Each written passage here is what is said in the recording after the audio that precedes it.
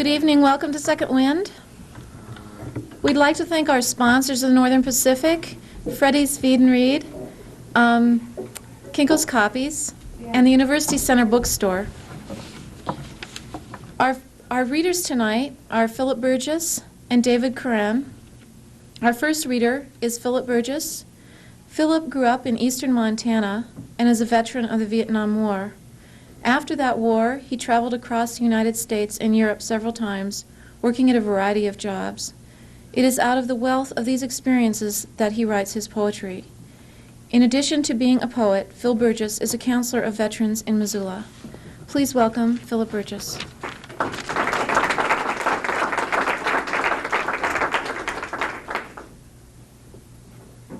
I should have a place to keep your wine. Whoa. We can use our table if you want. Thank you. The last time I read, I expressed a lot of appreciation to Second Wind, not just for the opportunity tonight, but for what it's accomplished over the years and what it's given me personally. It's always been a place for me to come and kind of recharge my batteries in certain ways that are difficult to find. I don't know about other poets and readers, but when I get ready for something like this, I build up an incredible charge of adrenaline, starting about 24 hours in advance. And I have learned to do something, to make a point of doing something with that adrenaline before I come into the reading itself. And today, I went climbing up on Mount Jumbo. I went up to the top of Mount Jumbo, and the adrenaline was carrying me right along. This is all the truth, so help me God, what I'm telling you. I encountered on the way up an old man with 4 legs who told me that it was easier to come down than it was to come up. And then I encountered a man with orange wings, who flew by me as I was going to the top. And then I got to the top and I came down the southern slope and I heard the sound of a train. And I have an ear for engines and engine tonalities. And there's something about the sound of the train engine that drew my attention. In retrospect, there was too much strain for the usual train coming in from the east. And I looked down, and the reason was it only had 1 engine. The engine looked like something out of the 50s. And it looked almost armored. It was the ugliest, really very ugly, and it was the color of dried blood, and the entire train was the color of dried blood, running from black to a dirty orange. Most of the cars were black, but it was a smoked black, and they were blowing flames from underneath all along. It was like the train from hell. And I had this feeling, this train is coming for Missoula, I understood the meaning of the word inexorable for perhaps the first time in my life. But anyway, I came down off that mountain thinking, how can I live in Missoula and not write poetry, for God's sakes,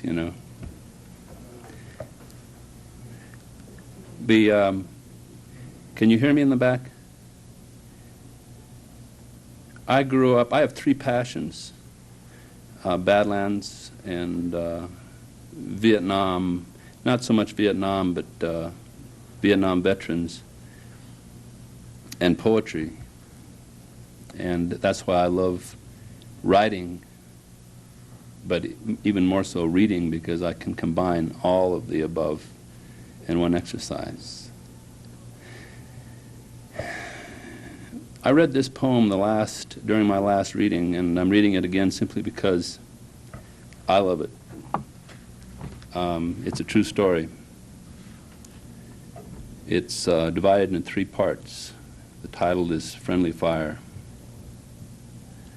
Expelled from a harsh womb, spurted out between broken thighs of spilled granite and sandstone, the boy grows up with visions of albino jackrabbits meditating in wind-shaped snowfields, of great horned owls measuring him from haystacks drowned in the green shadows of early summer dusk. He wanders in the storms of night, loosing his howls into their wind, the cold gods tolerating his taunts, leaving him to learn about death in his own time. Then an adolescent pimpled coyote drifts along Highway 2 in a black 1953 Mercury with a flathead V8 and cutouts rigged to dual exhausts, rolling down the High Line in outrageous solitary thunder at 3 o'clock in the morning, eyes stretched for deer waiting in crazed ambush for his high beams as he memorizes road signs, Poplar, Nashua, Tampico, Malta, and Savoy, his Philco reverbs quivering the Merck's grasshopper-blasted windshield, sha-na-na. Part 2, 1967. Running a lot stronger than government issue, a Jeep drives hard in the dusk, north towards Quang Tri on Highway 1.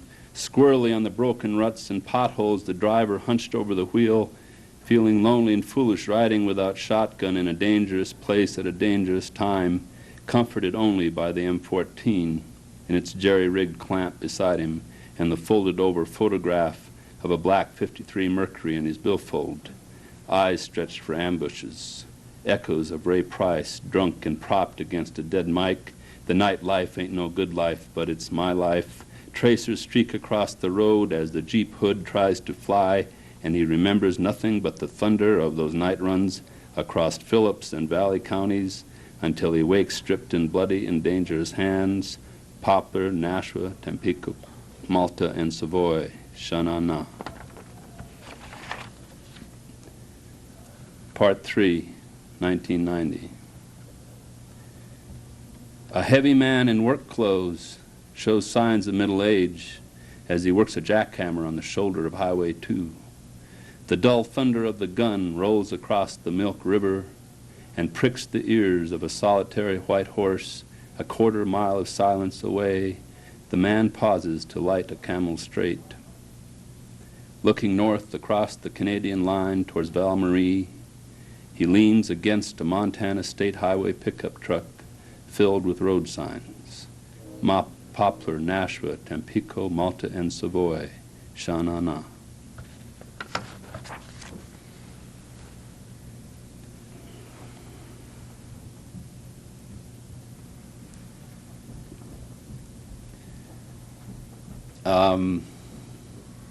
I grew up on the edge of the Missouri Valley in northeastern Montana, on a sheep ranch wheat farm. And it was like living on an island in certain respects. The world, it was our family, and the family living on an island. The island of the ranch and the island of relative poverty and isolation. There were 4 of us children, 3 brothers, my sister. And in that kind of an environment, I think there's a certain intimacy that is developed, a different kind of intimacy perhaps than in most families. Anyway, my sister, who's 2 years older than I was, ended up in New York City. And she was one of these ladies that was full of fire and adventuresome, and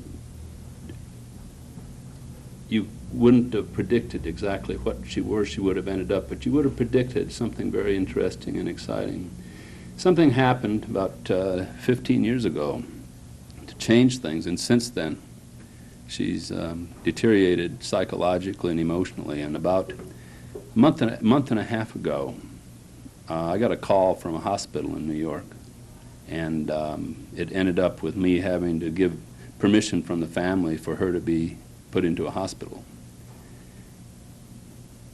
And as a consequence of all of the above, I wrote this poem, and it's called Sister Coyote. 3 hawks climb a circular stairway towards the sun. A ruffling shadow slips off one feathered back, then across the dusty scruff of a lone female coyote far below, drifting up a side hill, along rusty remnants of barbed wire, whose remaining dignity is maintained only by the stubbornness of an occasional graying cedar post. Somehow the lady will find her way from these broken orange canyons to a Manhattan rent-control apartment with an old Philco refrigerator and a barred window view of a deep-shadowed garden 12 floors below. Although the coyotes dance beneath the valley's crumbling wall, although the lady seldom sleeps without the sound of their moon laughter, she will somehow forget their dance, and she will wander without rhythm. She will not laugh, she will not weep, she will not haunt stained whitetail spoor in those more disciplined canyons. The lady cannot howl grief she does not recognize from mirrored canyons too deep for healing, too deep for the moon.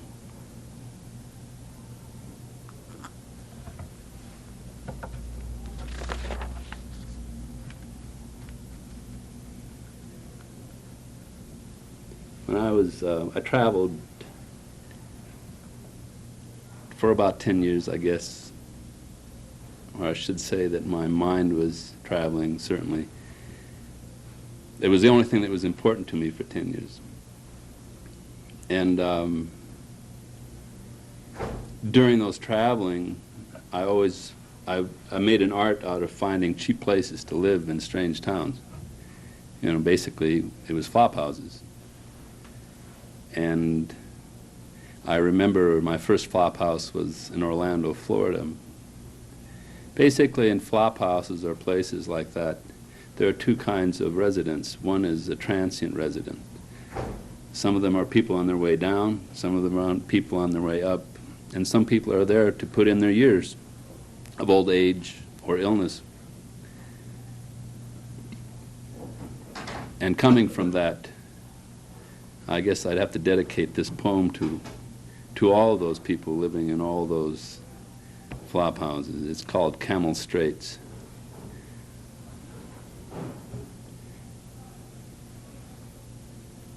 I smoke Camel Straits and sing in a failing old men's chorus which performs every morning. From rows of rooms sharing dark hallways and haunted toilets, rows of solitary old men perched on the edge of their beds, driven down into the despair of broken bed springs by heaving shoulder blades, coughing up the memories of decades of Camels, Terrytons, Prince Albert, Chesterfields, Marlboroughs, and Bull Durham as we reach for the first cigarette of the day. I smoke Camels, and I know rooms with tiny corner sinks, rust-streaked from years of tears shed by solitary cold water faucets. Rooms with single windows painted shut, half-hearted refrigerators manufactured during the last real war. Two-burner gas hot plates. Rooms where God lives in a single 40-watt bulb on the end of a frayed string.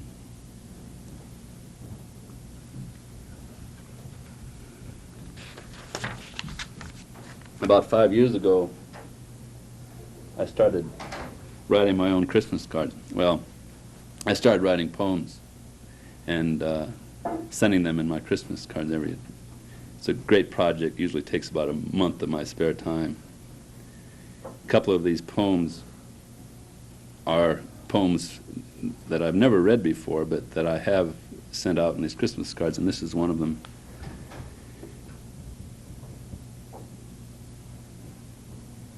The broken divide, silhouetted against northern lights, dreams the failed medicine dream of a long-dead adolescent Sioux. A lone buffalo ghost drifting sleepily along a butte's diamond-littered flank, dreams of tumbled communal flight off the edge of the earth. A coyote takes cover in canyon shadows from the night sky of frozen blue, where a moon awaits the inexorable passion of dawn. Merry Christmas, Philip.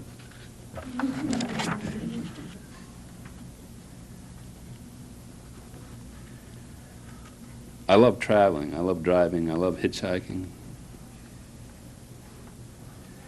I love driving since I've kind of located myself in Montana. Most of my traveling is in Montana, and I think I'm developing that into an art form, traveling across this state. Although lately I have less of a enthusiasm for hitchhiking and more of an enthusiasm for fast cars with good stereos. And I have stops that I make. I always try to, my parents live 600 miles that away, or that away I should say, and I always try to make a different route every time I go back. But along these routes, there's only so many routes you can take, so you end up being on the same ones more than once, and I have kind of toll stations, so to speak, or way stations of friends that live in this town or that town who can expect to see me at almost any ungodly hour on their doorstep asking for a cup of coffee. And one of these is they're an older couple. They live in Glendive, Montana. Usually I come in there early in the morning and I knock on their door I try not to get there before 8. And when they see me on the step, they know, they just start fixing breakfast, and we all sit and watch the deer come down to the river, it's a Yellowstone River, through their plate glass windows there. Anyway, years ago they invited me to their wedding anniversary, and this is written, I think, a week or two after that anniversary. It's called anniversary. A high plains, deep winter's night, heavy, clouded, cold with no snow. The wind blowing glittering dust down into the town off the frozen backbone of the divide. In the silent gray ruts of Main Street, a horse lies by a hitching rack 100 years dead, its polished ribs muted rainbows beneath a neon disco sign. Inside, an old ranch couple circles slowly through spastic light across the mosaiced plastic dance floor, a universe whirling above their weathered heads to the tune of the Tennessee Waltz.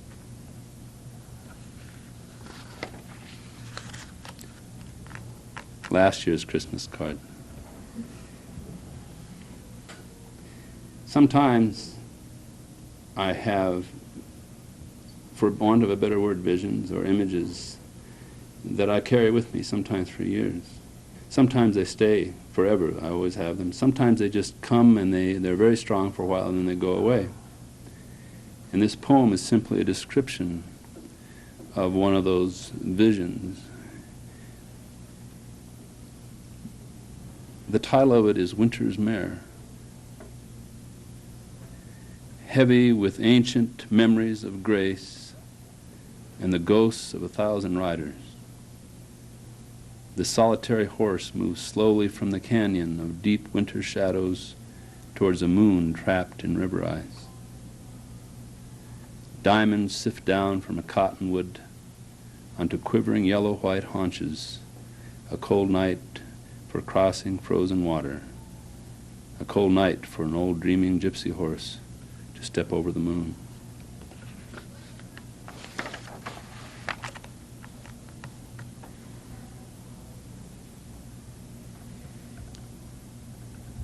One thing about traveling, I always found myself getting into really crazy jobs because it was always a matter of getting a job and getting money, getting it fast, and getting out of town. And there wasn't too many career options. And so I would always take whatever paid me the most, basically, and whatever job I could get fast. It usually involved coming in town, and there was a kind of a deja vu thing. Well, I've done this before. And then there's always a reluctance to get out of the car that I was hitchhiking, that had picked me up, because I knew what was going to happen. They were going to let me out, and I was going to be alone in this strange town, and I was going to have to survive. So I always remember having fantasies of somebody saying, well, son, I've got a really nice home up in the hills, or something. It never happened. But I always get into these jobs, and oftentimes they were fairly dangerous. for two reasons. They were they're usually intrinsically dangerous in the first place, and then I was new. And so I spent oftentimes the first week or two being about half scared, or more. This particular job, it was a Detroit assembly line outside of Detroit where they manufactured Chevrolet cars, and if you ever wanted to know why Chevrolet cars didn't sell very well for a long time, you should have tried working in one of those assembly lines. Anyway, in this particular place, I thought about it afterwards, and I think that the people that worked there that knew me saw me as somewhat different from who I was. It was kind of like visiting hell, and they saw me as someone who was visiting hell. I didn't have to stay, and they did. There was a black man, and there was a Polak, and there was a couple of hippies, and we all kind of worked in the same area. And when they found out I was from Montana, they were very friendly to me, it was like they took care of me. They taught me the ropes. They taught me how to survive, how to take care of myself. And when they found out I was from Montana, I seemed to become part of a fantasy for them. And the fantasy was their escape, as though somehow when I left hell, maybe they could go with me or they could follow me. I'm not sure. But they had this dream that they all shared of going out west and hunting together. So when they found out I was from Montana, and my daddy had a place there on the river, it immediately fell into their fantasies. And of course, I went right along with it. I thought, geez, this would be great. All these guys come out, my dad and mom would love them, and they'd go hunting. And so we would sit around and we would talk about this. I'd tell them about the ranch, and they would tell me about when they were going to do this and how they were going to do that. Of course, by the time I left, I knew it was a fantasy. I knew they would never go there. But I was also glad that I left them with at least that fantasy. And this poem is about one of the men that worked with me. It's titled The Black Velvet Man. A black velvet wrecked man can still find salvation on a Ford assembly line out on Willow Run, pounding dents from fenders and gluing bumpers, showing greenhorns the rhythm in the men's locker rooms, and talking dreams of hunting elk in Montana with the crazy Polak welder. A 60-year-old black man can find salvation beneath the high-shadowed steel rafters of a Ford assembly line while he snorts coke from his lunch bucket and dreams a shadow child running coon dogs beneath a cheering Georgia moon as the steel skeletons go jerking by. A man waiting for the whistle on a Ford assembly line can find nirvana while his Detroit junkie son does his scoring in the White Horse Saloon where a platinum blonde in spangled pants sings Wynette. A black velvet man can find salvation where the Fords march by, but it's hard. All the butterflies are gone from Willow Run.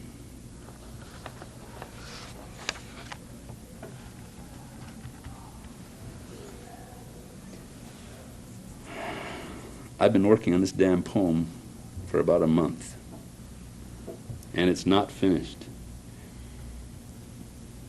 Usually, poems have a way of teasing me. I'll write a poem, and I'll work, and I'll work, and I'll work, and then it's finished. And then a month later, or 5 years later, I'll find that poem, and it won't be finished. But at least whenever I've read, I've been at least living under the illusion that I was reading finished poems.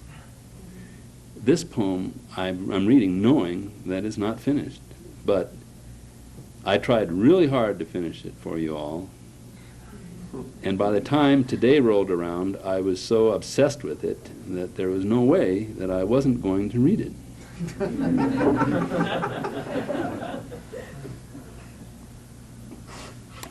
I'm thinking about titling it my Neil Young poem. You might be able to understand that after I read it. I don't have a title for it yet. Although that's nothing new. Actually, about half my poems aren't titled.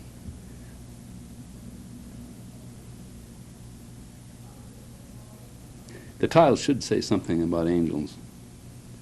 I'll give you that clue. The title will have something about angels in it. And this is the last poem I'll be reading. A day and a half since touching down, he floats to ground again, near the gate where the line of penitents moved towards the grotto. Silent broken shadows moving in wheelchairs and litters across the cobblestones, painfully inching their way through the gauntlet of stands and little carts, hawking plastic Hail Marys, glass-studded crosses, plaster of Paris Jesus, and beads. An old woman pushing a huge wheeled tray, holding what's left of perhaps a husband or brother, kindly reminds him to remove his hat. And the angel sheepishly complies, shaking out sweaty locks from beneath a halo fashioned from 7 silver all-seeing eyes. He seems to remember a time when he would have lit up a cigarette, a Camel straight, standing in a moment like this, unseen by pilgrims, blind to all but hope and pain. But he has learned not to trust a memory splintered and cracked by the glaciers of time, serving up impossibly human reminiscences. Sometimes he even seems to remember sins of berserk seamen, gore spurting from innocent wounds, someone pissing on a smoking gun barrel, a still pulsing heart marooned on blood-mortared stone.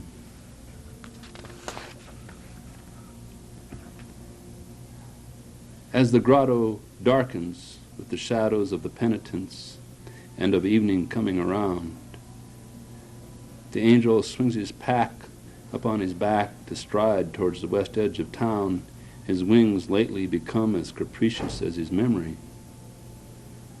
He remembers a strange woman's prayers over a telephone in Dallas, wailing over his injured wings. A chorus of aged and broken warriors singing for his salvation, swaying in the shadow of broken alien towers of steel and concrete next to a dead sea. He remembers a junky fence kneeling in the headlights of a huge old Chrysler station wagon filled with stolen television sets at an isolated intersection outside Shenandoah, Iowa. He remembers broken glass biting his knees as he kneeled alongside, drops of his blood joining the stains left by some previous sacrifice as the junkie breathed chaotic prayers for the angel. 2 kilometers west of the city of Lourdes, the angel stops for the day, kneeling to devour his sea rations beneath an oak in a meadow, sloping down from a tree line in the road. A faltering angel stares at the river for an hour, then finally takes his rest, enfolded in the cold tenderness of failed wings, anointed by an early dew. Thank you.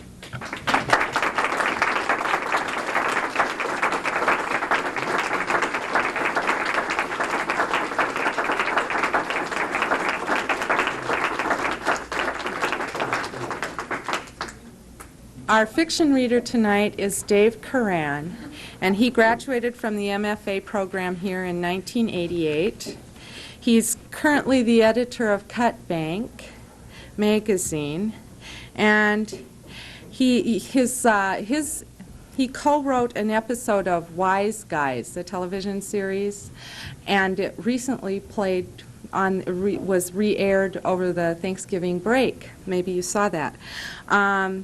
He's self-published a collection of ghost stories collected from the western Montana area, and also self-published a book called The Ginseng Grower's Manual, which he said was probably his biggest money maker. I'd like you to welcome Dave Curran.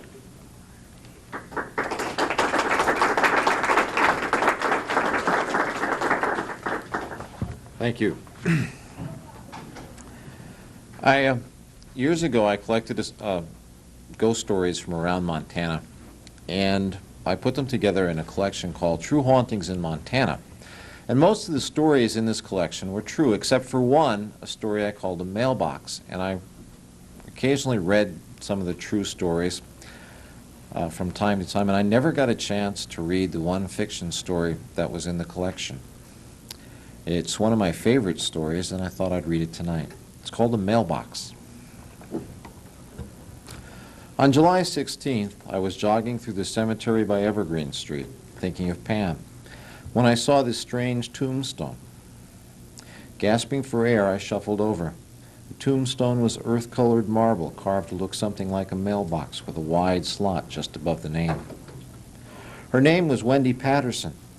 There was a deep finality about the carved letters and numbers that told me she had been just a few years younger than me, and that she had died just 6 weeks before.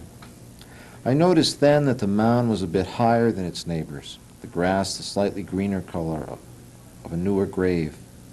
I stepped back for a moment in shock, as if suddenly learning that a good friend had died. I didn't know her, couldn't recall her name. I'm a chemical engineering student.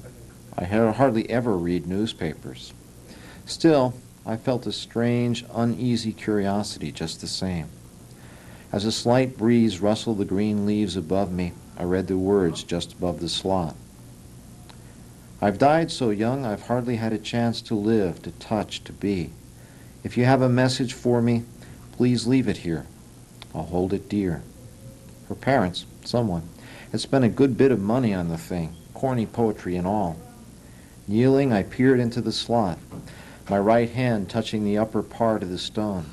The deep cold of the marble drained the warmth from my hand. As the sun was just right, I could see within the chiseled letter slot the already weathered portions of 2 envelopes, one partially covering the other. For an instant, I felt sorry for her. Finally, catching my breath and thinking how odd people could be, I continued jogging and went back to thinking of Pam. Pam had left me in April. I'd always been shy and slightly frightened by women. Pam had picked me up, became my girlfriend, and then, without warning, dumped me for someone else. Because of her, I was spending too much of the limited money my Aunt Jane had left me for my education on beer. And I knew I had to stop. The drinking had gotten so bad that sometimes I'd wake in the morning hungover and be terrified because I couldn't remember much at all about the night before. On those mornings, I'd creep to the window and with my head throbbing peer out to see if I'd gotten the car back and if it was in one piece. That's why I don't have the car now. Over the next few days, I couldn't get the mailbox or Wendy Patterson out of my mind. I wondered what she'd looked like, what she cared about, how she had died. Now, I asked, I could have checked the old local newspapers or asked about among friends, but because I was feeling very shy of people, I decided to do a private thing. I wrote her a note. Wendy, I sure wish I had had a chance to meet you. Well, perhaps somewhere else in time. Best, Josh. I took it the next day on my jog. I had to linger in the cemetery for quite a while. Some old lady, fussing over flowers she was putting on another grave, kept eyeing me. Finally, she left. I waited a little longer until the traffic on Evergreen cleared, then ran over and dropped the note into Wendy's mailbox-like tombstone. It made a soft rustling sound as it landed. Nothing happened for 3 long, drinkless weeks. Weeks in which I grew stronger. Weeks in which I did my summer reading. Weeks in which I thought less and less of Pam. I hadn't expected anything to happen. But then there was, along with my mother's latest harangue about my car in her garage, this thin little lavender envelope, smelling faintly of lilacs, in my mailbox. I knew, before even looking at the return address, what it was. There was a note attached from the postmaster that said it had been recovered from the home of a local youth who had been arrested for ransacking mailboxes. The date on it was the previous May 14th. Dear Josh, I'll bet you don't know it, but we have a mutual friend in Dave Wilcox. In fact, I believe we were at a party together at his house not long ago. But I didn't get to meet you. He told me that you and I share a similar interest in Iroquois false face masks. I wondered if you might like to get together and compare notes. Let me know. My number is 555-6957. Sincerely, Wendy. Dave was an English major and a friend. I had known him for a year. I vaguely remember discussing my interest in false face masks with him at a party in my apartment. I thought her mention of the false face masks ironic. I really only had one. It was a Braves mask called Spoonmouth, painstakingly carved out of basswood by a man named Winding River of the Shawnee Onaka. The wooden horse-haired mask had always seemed to have a hauntingly magical quality. It had horns, a bulging mouth, and a shadowy grooves arranged in a countenance designed to drive away evil spirits. The spirits this mask was supposed to drive away were those that caused an unhappiness of the heart. I couldn't think of anything more unhappy than somebody dying. But then I began to wonder if it wasn't all some kind of tasteless prank. Had Dave set me up? I thought about that, and I knew I'd have to find out. Taking a flashlight with me to that cemetery, that afternoon, I walked over to the cemetery. The cemetery was deserted and the street empty. Bending down, I clicked on the light and shined it into the slot. My note was still there, as were the others, and all looked undisturbed. Still, I was sure that Dave had been playing a joke on me, and I was angry. "What can I do for you?" Dave said, making himself comfortable on the opposite end of a stained white, red-flowered wing couch in his living room. Dave's lips perched open at the end of a sentence in a sort of smirking O. Despite the fact that he was only 21, Dave's brown hair was already receding. He wore glasses with wire frames. "I want you to tell me about Wendy Patterson," I said, looking him in the eyes. "You see, I put a note in her tombstone, and then I got this." Josh handed him the letter and the note from the postmaster, and I wondered if maybe you were playing a little joke on me. Dave read the letter quickly, his arrogant look disappearing as he did. He swallowed. After a moment he said, "She was just a girl I met in drama class." Then he said nothing for a long time, his thick, hairy hands moving nervously. He turned, looking out the window. "Listen, man, if this is some kind of joke, I don't appreciate it," I said, jumping up. "I mean, if you're going through letters in Wendy's tombstone and fooling around with sending out letters from her now." Dave whirled around, his eyes wild, and for an instant I thought he was going to hit me. And then I saw that the look in Dave's eyes was a deeply pained one. "I don't know if somebody was playing a joke on you." He took off his glasses and wiped his eyes, but it wasn't me. Dave paused for a moment and then continued. "I met her last spring in a dramatic speaking class I'd signed up for. I was reading one of my own stories and was as nervous as hell, and I really flubbed it. The teacher verbally cut me to ribbons in front of everybody, and I was so embarrassed I was determined to drop out. But after class, this petite redhead comes up to me and says, 'You wrote that yourself, didn't you?' 'Yeah,' I said, 'but you don't have to worry about having to listen to me anymore because I'm dropping out.' 'Oh, don't do that. I know your reading didn't go well,' she says, 'but I really liked your story. You're really talented. And you were just nervous today. I'm sure you'll do better when you get used to it.' I fell in love with her after that. The next class, it was her turn to read. She had this book by G. Green called Artist of Terrorism. It was a book of poems and drawings by children in that Nazi concentration camp. She explained that most of the children whose work she was about to read had died there.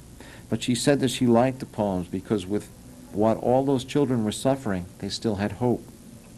And then she began reading, and the voices of those tortured children came alive, and she had almost the entire class in tears. We went out a few times, but then she decided that she and I weren't meant to be. She let me down easy, although she made it clear we could only be friends.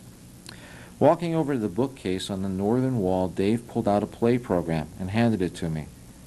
Then he walked over to the window and held the curtain. There was a black and white photo of her and a young man on the cover of the program. I remember the girl in the costume from Dave's party. In the photo, she looked like she might be in love with the boy beside her. I still saw her from time to time, as often as I could, and I went to see all her plays. She was a fantastic actress. You should have seen her as Juliet. We saw less of each other after this spring, and then she ended up being a hit and run. Some drunk, probably. Dave took off his glasses and openly rubbed the tears from his eyes. If somebody was playing a prank, I decided it wasn't Dave. "I better be going," I said. "Thanks." "Hey," he said, walking over. "I'm pretty sure the post office note about the looter is on the up and up, because I remember she did ask about you. I did tell her about your false face mask." "You did?" "Yeah, but one thing. I'm sure she didn't have any false face masks back then. And she told me she was interested in meeting you." I wanted to believe Dave. Or had it been all a joke? Dave, some drunk probably haunted me. I've driven drunk. When I needed more beer, I'd hit the road no matter what my condition. That's why the car was down at my mom's. That's why I was trying to quit. Had someone, some enemy, figured a way to torture me? No, it didn't make any sense. But just to make sure, I called the post office. I was assured there had been some letters recovered from the home of a mailbox looter. The man at the post office checked a list of victims. My name was on the list of recovered letters. For days after that, I couldn't get Wendy out of my mind. Finally, I slipped another note into her mailbox. This letter had a single hair sealed in one corner under the glue of the flap. Anyone steaming it open would never be able to replace it exactly. "Wendy, I really would like to meet you if you can tell me when. Best, Josh." Her second letter, with the same post office explanation for the long delay before delivery, arrived 2 days later. I called the post office. Yes, they informed me. The first mailbox looter had fingered an accomplice and more mail was found in his home. But I waited to open the letter until I was sure. As I couldn't think of any other way to get it out, I used a piece of gum at the end of a long wire. I didn't care who saw me. My second envelope was still sealed and the hair obviously untouched. I dropped my envelope back in the slot and opened hers. It was dated exactly 3 weeks after the first letter, the day before she died. "Dear Josh, it's been a while without hearing from you, and I've decided to be honest. Women are supposed to be able to do this these days, so I'm going to give it a shot. But it's not easy. I find you attractive, and I would like to get to know you. I do have one false face mask, but I bought it just as an excuse to meet you. I've enclosed a picture so you can see what I look like, and it's okay if you don't want to meet me. I won't call or bother you, but I will set up a meeting to make it easy. I'm mailing this today, so you should get it tomorrow. So it will be today when you get this. I hope that's not confusing. I'll meet you tonight at the corner of Evergreen and Holmes at 9:30. I don't get off until 9, and I'll understand if you're not there. Sincerely, Wendy." In color, she looked much more fragile than she had in the black and white of the yearbook. I remembered something more about the party. I had been getting a drink, and she had come up to me and said hi, and I had said hi. And then, because she was so pretty and I was shy, I had not talked to her. What did the letter's arrival mean? Was I supposed to wait for a ghost tonight? I thought about it for a while, and then a terrible vision hit me. It was a kind of nightmare that a drunk fears more than anything else. The unveiling of something horrible done during a blackout. Because the blacked out portion of my mind was a guilty vacuum able to suck in any horror, I had no idea if it was real or not. Suddenly I saw her face, full of fear, in front of my moving car. It took me a few hours to hitch to my folks. I didn't bother stopping at the house to talk to my mom. I went directly to the old garage where I'd parked the yellow '67 Mustang a few weeks ago. The circumstances of that day, the day I'd taken it there, were as horribly fogged in my memory as the night that had preceded it, and ever since Mom had been pestering me to come and talk about it. I stood before the gray and white painted wood of the swinging doors, fumbling for the key to the door, fearing what I'd find inside. I saw Wendy's face in front of the car. I felt and heard a terrible dull thud. The front wheel lurched, rolling over something, then the rear, and then I was speeding away. I threw open the doors and looked down in self-judgment on the front bumper of the car. The doors banged on the side of the garage. A leaf blew up against the bumper. The bumper was clean and whole, its slightly rusty self. I put my face in my hands and thanked God. To my mom's delight, I convinced her that I had stopped drinking, and she let me drive the car back. I arrived at the corner of Evergreen and Holmes at 9. As if on cue, as I stood by the cemetery gate not far from where the mailbox-like tombstone stood, a fog rolled in. It blanketed the stones and road, and I could only see a few feet in any direction. 9:30 came and went with nothing more than a few cars passing by. I waited patiently in the mist. While waiting, I had a chance to think. She had died the day she was to meet me. Was it early in the day? Had it happened when she was coming to meet me? Or had she been leaving, heartbroken, embarrassed because I hadn't shown up? Suddenly, a new weight of guilt clamped down on me. I had just said a prayer, begging for a chance to talk to her somehow, when I heard the soft sound of steps coming towards me from the cemetery. I looked up beyond the fence, behind her tombstone and cemetery path, and for a few moments could see nothing. I could only hear the sound of ever-approaching feet, light feet, a woman's feet. And then there was a figure in the fog. It was gray, and it was small, and it was coming toward me rapidly. I blinked for a moment and grasped the fence tightly. "Hi," said a voice. Its owner was an older woman in a gray jogging outfit. As she rounded the entrance to the cemetery, she added, "Sure got foggy all of a sudden, didn't it?" I couldn't reply. When I went home, I consoled myself that Wendy hadn't stood me up, really. Her mailbox tombstone was within sight all the time. But that didn't relieve my new feeling of guilt. When had she died? I kept hoping that she had not been killed after waiting unsuccessfully for me. There was only one way to resolve it. The next morning I went down to the morgue at the newspaper. The papers weren't that old and were easy to find. My hands shook as my long, thin fingers turned the pages. Finally I found it. It was in the paper the day after she died. Student victim of hit and run. A 20-year-old co-ed died last evening, the apparent victim of a hit and run. The victim, Wendy Patterson of 29 University Place, was found in the center of Evergreen Street at 11 p.m. by a passing motorist who called an ambulance. According to police, she died in the ambulance on the way to the hospital without regaining consciousness. Police estimate that the accident occurred somewhere between 9 p.m. and 10 p.m. and urge anyone with any information to call. I felt cheated. There was, it seemed, no way to solve the problem, and yet it tormented me. I needed to know, to have a bit more of her. I finally decided to go and see her parents. Darrell and Marilyn Patterson were small people. He was about 5'6", and she was about 5'4". In that lovely, deep brown carpeted living room where I met them, they seemed as fragile as reassembled pane of broken glass. The loss of their only daughter had broken them. Mrs. Patterson clung to her husband while she said, "What can we do for you, son?" "Sir, Mrs. Patterson," I said, "I'm terribly sorry about your daughter's death.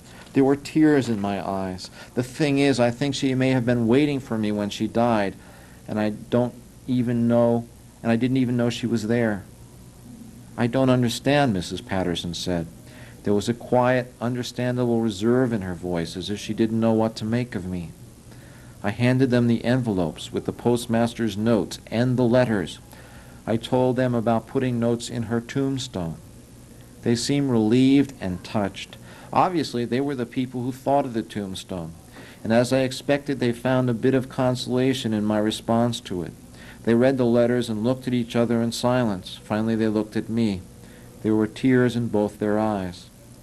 "We wondered what she was doing there at that time of night," Darrell said. "It had puzzled us to no end. I appreciate your showing us this. It's just that it's killing me to think she might have been upset that I didn't show up," and I stopped, thinking how awkward my choice of words was. "No, Josh, no," Darrell said. "You shouldn't worry about that. God wanted her and he took her. Besides," Marilyn added, "you're here now. You cared, and that's all that counts." For a moment I could see the girl from the photo in the mother's eyes. "Just a minute," Marilyn said. She went through a doorway and returned a few minutes later carrying something in her hands. Her letter said you like false face masks, and she brought this one just because you liked them. I really don't like the thing. I think she'd want you to have it. She handed me the lightweight carved basswood mask with a horsehair hair. It, like mine, had been made by Winding River of the Shaninoka. A little tag was still attached. It was called Moon Dancer, and it was a maiden's mask. As I stood there looking at the mask, knowing Wendy was probably as kind and gentle as her mother, I regretted my coming. I was tormented even more by the idea that she may have died thinking I stood her up. About a week later, I mentioned what I called my coincidences to a girl in the drama department at school. The girl had known Wendy. She told me about a 60-second video screen test Wendy had made. I talked her into arranging for me to see the tape. She said, I don't think she'd mind now.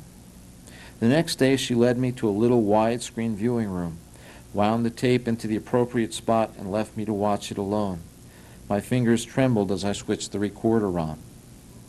Incredibly, on the big screen, the camera panned down on a living girl with red hair and twinkling blue eyes who blinked and then smiled, showing almost perfectly even white teeth. I guess, she said, moving her hands in an expansive circle, her voice clear but raspy, I'm supposed to just give an impromptu personal talk about myself for 60 seconds. She hung her head for a moment, as if in thought, then her head popped back up and her eyes were wide. I'll tell you about something I did. I wrote this guy, a guy I sort of met at a party. His name is Josh. At the party, when I tried to start up a conversation with him, he shied away. I really didn't know how I wanted to handle it, or if I wanted to handle it, and so I left him alone. The camera moved in for a close-up of her face, which was now animated with a sort of confiding look. I couldn't believe that she was talking about me. My heart began to hammer. The camera panned to a profile. A sultry, sharing a secret look came into her eyes. But afterwards, after the party that is, I found myself thinking about him. I don't know why. I mean, he's cute, but so are a lot of guys. I wanted to explore why I was attracted to him. So I asked one of his friends about him. And then I brought this kind of Indian mask that he's supposed to be interested in. Actually, I didn't buy it only because of him, but because I liked it too. I wrote him that I had a mask and asked him to call me. Women are expected to be more aggressive now. The camera drew back to a full view. She had a shy look on her face, though I have to admit I didn't feel completely comfortable about it. But now I'm committed. If he doesn't write me soon, I'm going to write him again. I may even send him my picture. She was quiet for a moment. I was feeling a tremendous pressure inside me. Because even if he turns out to be a complete jerk, I may at least learn something about myself by doing all this. I don't know what, but something. She had her hands on her thighs. The camera zoomed in on her eyes. They looked intelligent and proud. She vanished and some screen test information appeared, but I could still see her eyes. They were wide and alive, but the girl was dead. I ran to the men's room and threw up. That screening drove me crazy all day, and that night I dreamed about her. I was waiting again by Evergreen and Holmes in a fog, but this time I knew she was coming, and she did come. Hi, Josh. I'm really sorry to keep you waiting for so long. I kept you. I mean, I'm sorry if I did. No, don't say that. You know this is a dream you're having, but it's the only way I can talk to you. Did you ever notice how in dreams people often act exactly as you expect them to in real life? Well, take it from me, this is really me, as real as you're going to get me. She paused for a moment and looked into my eyes compassionately. Now, I'm sure this has upset you, and I'm not even completely sure why I wrote you, but I felt somehow there was supposed to be some connection between us. I don't know. So why don't you ask the question you've been wanting to ask? I couldn't speak for a few moments. I was so fearful of her answer. Finally I asked, were you waiting for me? Did you think I stood you up? Silly, she said, bringing her lips to mine. She kissed me. I was hit just as I was arriving. I always knew you'd come. I woke up feeling her lips on mine, warm, sweet, and alive. From time to time, I take a letter or a poem over to that cemetery. I guess I'm still hoping for another letter. Thank you.